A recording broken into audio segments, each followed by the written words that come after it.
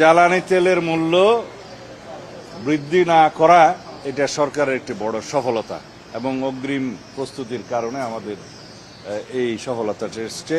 আমাদের পরিকল্পনা এবং জনমনে স্বস্তি দেয়া, বিশেষ করে এই সময় হচ্ছে বোরো মৌসুমের ভরপুর সময়, যাতে কৃষি উৎপাদনে কোনো সংকট না হয়। কৃষকের দ্রব্যে মানে কৃষি যে সমস্ত উপকরণ লাগে তার মধ্যে তো সার, বীজ সহ বিদ্যুৎ একটা প্রধান আমাদের বিষয়, যাতে কোনো কৃষি উৎপাদনে কোনো রকমের মূল্য বৃদ্ধি না হয়, সংকট না হয়, সেই জন্য আমরা অতিরিক্ত ভর্তুকি দিয়ে সেই মূল্যটা আমরা ধরে রেখেছি।